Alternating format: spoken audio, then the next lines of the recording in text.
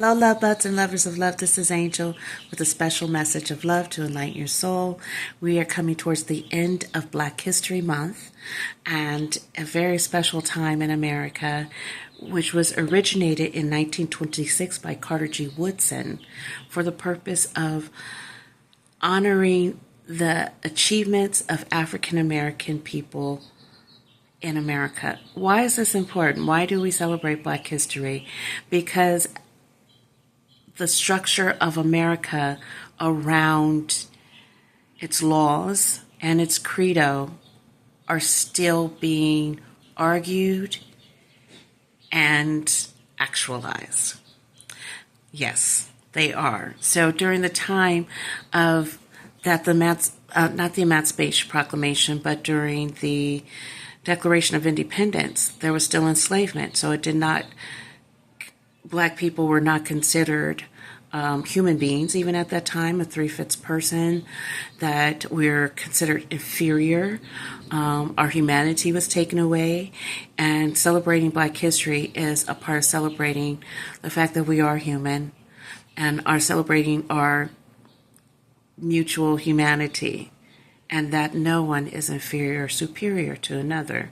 So in doing so, we also still have to change the structural things of our minds and know that our achievements are not inferior to anyone or to anyone else. There have been great strides and great contributions by African Americans.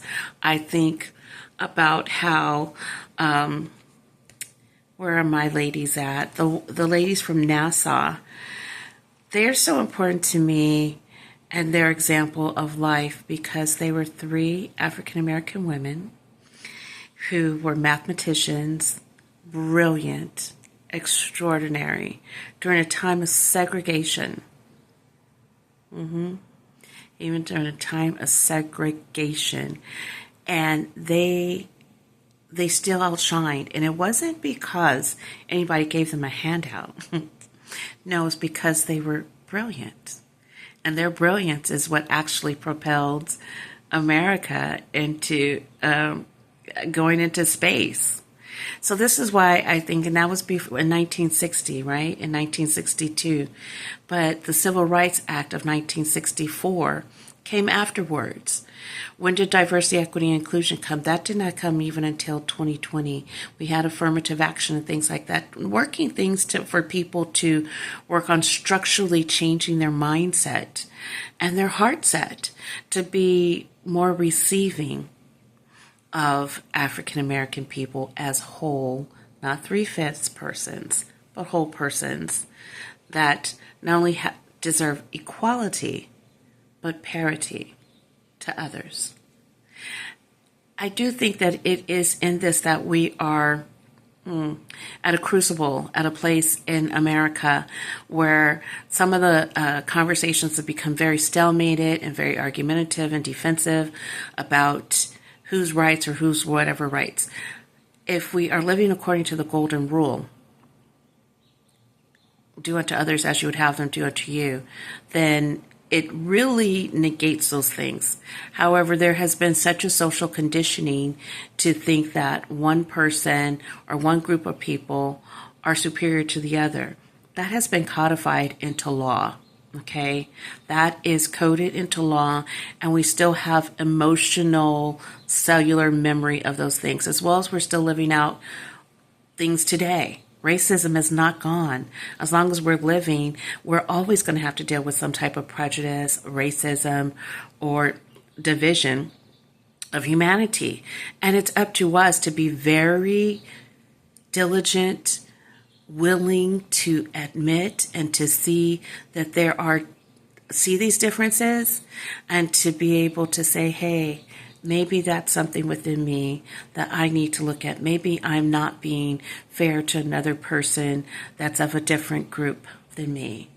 Or maybe for someone who is in the same group, but maybe has of a different financial structure. Dr. Martin Luther King, he fought not only for racial equality, but also for those who were poor, for working conditions, for people who were disenfranchised and marginalized in those ways. Those things are still important. We can't not just discount it or think it's something that happens in other countries, but we have to be accountable for what is happening in our country. I am Angela Cherise Alley, founder of Love Enlightens, and this is a message of love to encourage and enlighten your soul. I pray that the eyes of your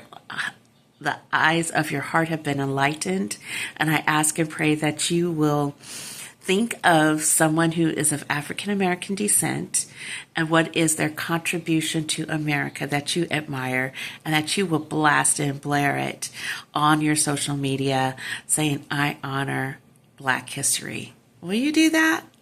I honor Black history. Hashtag I honor Black history. Thank you so much. I love you. God bless you. Goodbye for now.